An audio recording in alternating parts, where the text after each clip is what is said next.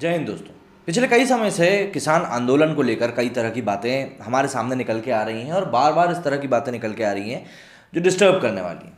किसान आंदोलन से किसी को कोई आपत्ति नहीं है भाई। किसान हमारे देश के अन्नदाता हैं जो सभी का पेट भरने का काम करते हैं। तो ऐसे में उनसे किसी को आखिर क्या ही परेशानी हो सकती है। भाई वो आंदोलन कर रहे हैं, प्रोटेस्ट कर रहे हैं, अपनी मांगें उठा रहे हैं, जायज़ तरीके से उठा रहे हैं, क्योंकि हमारे देश में संवैधानिक अधिकार है कि आप प्रोटेस्ट कर सकते हैं अपनी मांगों को लेकर सरकार के खिलाफ। जी हाँ, ये हमारे देश का संवैधानिक कानून है। तो ऐसे में यदि कोई परेशानी क्रिएट करता है या कोई गलत तरीके से पेश आता है तो बात समझने वाली होगी। अब यहाँ पे जो खबर निकल के सामने आ रही है वो वाकई में चिंताजनक है। वो ये कि एनआईए ने करीब करीब 40 किसानों को समन भेजा है पूछताछ के लिए और कुछ एनजीओ के ग्रुप्स को भी समन भेजा गया है।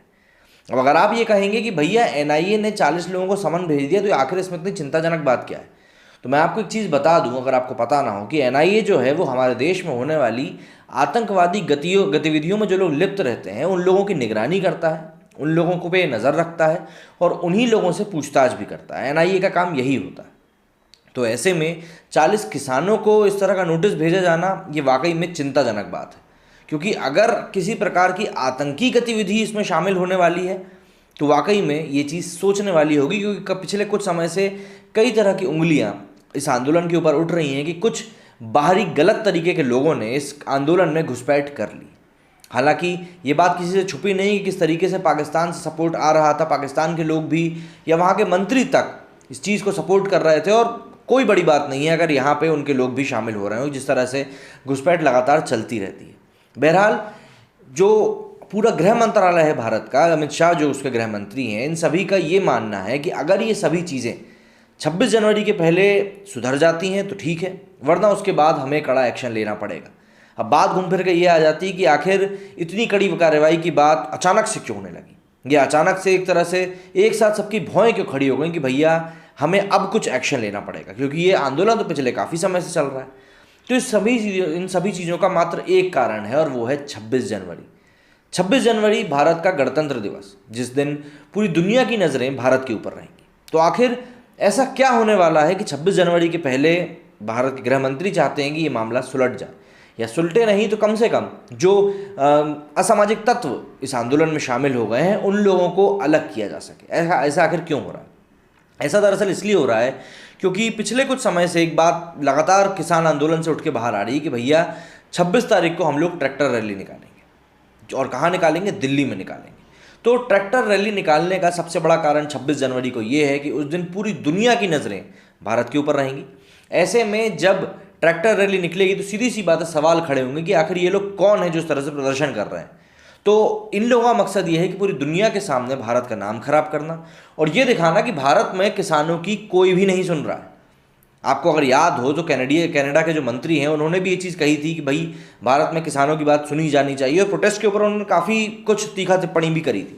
लेकिन जब अभी उन्हीं के देश में लोगों ने धरना दिया, प्रोटेस्ट किया कि भाई लॉकडाउन के कारण जो नौकरियां गई हैं, जो लोग बेरोजगार हुए हैं, उनका क्या किया जाए, सरकार आखिर उनको सपोर्ट क्यों नहीं कर रही है, तो उन लोगों को भी बलपूर्वक हटा दिया गया। तो भैया जब खुद के घर में कुछ कांड होता है तो आपको उसकी कोई परवाह नहीं है, तब आप लोगों के नहीं सुनेंगे, दूसरों के घरों में झांकना ज़रूरी है। बहरहाल ये सब तो खैर छोड़िए, ये सब तो सिर्फ एग्जाम्पल था कि लोग किस तरह से चीज़ों को ट्रीट करते हैं। लेकिन जो 26 जनवरी को लेकर जो चीज़ें बाहर आना शुरू हुई हैं वो ये कि देखिए, पहले तो किसान आंदोलन से जुड़े हुए जो वकील थे जो कि कोर्ट में पेश हो रहे थे किसानों की तरफ से, उन्होंने सीजेआई के सामने कहा कि हाँ भैया हम 26 तारीख को किसी भी तरह की इस तरह की कोई गतिविधि नहीं करेंगे। लेकिन बाद में जैसे ही कमेटी का गठन किया गया उसके बाद तुरंत यह बात आ गई कि नहीं, हम तो ट्रैक्टर रैली निकालेंगे।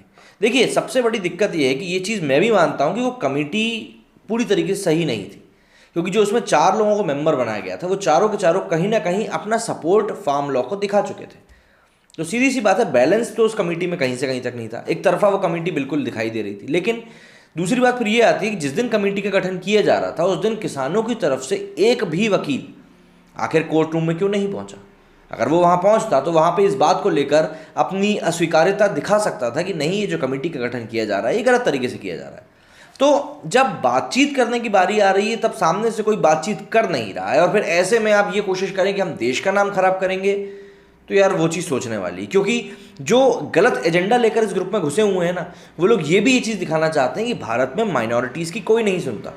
क्योंकि सिख कम्युनिटी माइनॉरिटी कम्युनिटी में आती है, हालांकि अपने आप में बहुत सक्षम होती है, कभी उन्होंने किसी तरह का कोई कोटा नहीं माना। और इस बात को लेकर पूरे देश में ये बात कही जाती है कि कुछ सीखना है तो सिख कम्युनिटी से सीखो।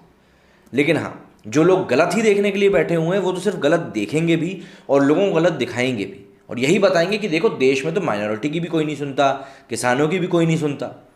और किस तरह से कुछ एक पार्टी, ये वामपंथी दल, लेफ्टिस्ट लोग इस चुनावी माहौल को, मतलब जो बंगाल में होने वाला है उसको भांपते हुए किस तरीके से दिल्ली में हो रहे इस किसान आंदोलन का फ़ायदा उठा रहे हैं, ये हम लोग पिछले कुछ समय में बहुत अच्छे से देख चुके हैं और काफ़ी तरीके से देख चुके हैं।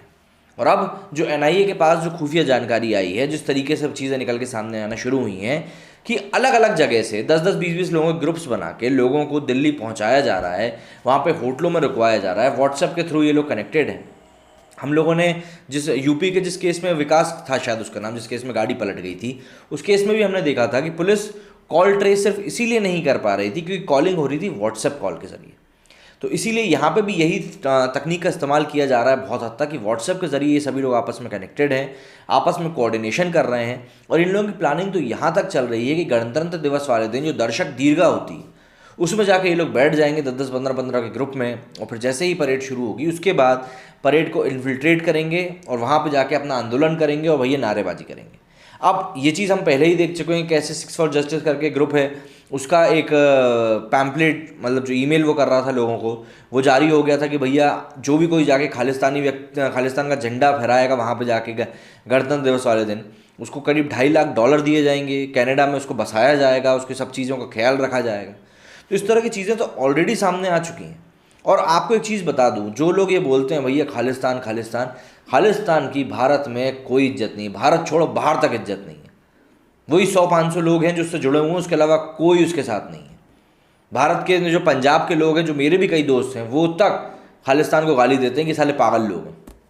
मतलब ये कुछ एक छोटे लोगों का कुंद मानसिकता का ग्रुप है जो सिर्फ ये चाहता है कि भैया हमें खालिस्तान चाहिए, खालिस्तान चाहिए, वो भी सिर्फ भारत से चाहिए। पाकिस्तान वाले हिस्से वाला जो पंजाब है वहाँ से इन्हें कुछ नहीं चाहिए। ये इनकी दोहरी मानसिकता दिखाता है। और अभी हाल फिलहाल में इनको सिर्फ एक मौका मिल गया है, सिर्फ एक मौका मिल गया है कि भैया ये अपने प्रोटेस्ट को इस तरीके से दिखा रहे हैं। करना है, नहीं करना, क्या करना है, कैसे करना है, वो सब चीज़ें बात की। लेकिन यहाँ पर जिस तरीके से इन चीज़ों को शोकेस किया जा रहा है वो वाकई में चिंताजनक भी हैं और सोचने वाली भी हैं। तो इसीलिए इस तरह का एक्शन लिया जा रहा है। दूसरी बात, इस तरह की खबरें भी निकल के आ रही हैं, एनआईए क्योंकि इन्वॉल्व हो गया है, कि भाई पैसा जो है किसी न किसी तरीके से तो बाहर से आ रहा है। क्योंकि अगर पैसा इतना नहीं आ रहा है तो इतने बड़े आंदोलन को इस तरीके से चलाना संभव नहीं हो सकता। और अगर आप इतने अमीर किसान हैं कि आप इन सब चीज़ों को बहुत अच्छे से चला पा रहे हैं, तो मेरे हिसाब से देश के बाकी किसान बेवकूफ़ होंगे। क्योंकि कहीं ना कहीं तरीके से हमने अलग अलग वीडियोस में देखा है कि किस तरीके से चीज़ें बाहर निकल के तो आ रही हैं और पैसा आ रहा है, ये कई सारे वीडियोज़ में हम लोग ऑलरेडी देख चुके हैं। तो ऐसे में एनआईए की ये कार्रवाई क्या वाकई में कुछ और पन्ने हमारे सामने खोल के रखेगी? नहीं तो 26 जनवरी को देखना होगा कि उसके पहले गृह मंत्रालय से कौन सा बड़ा एक्शन लिया जाता है और किस तरीके से किसान आंदोलन के जरिए जो लोग अपना फेक प्रोपेगेंडा फैलाने की कोशिश कर रहे हैं उनको रोका जाता है। मेरे इस वीडियो में फिलहाल इतना ही। जय हिंद, जय भारत।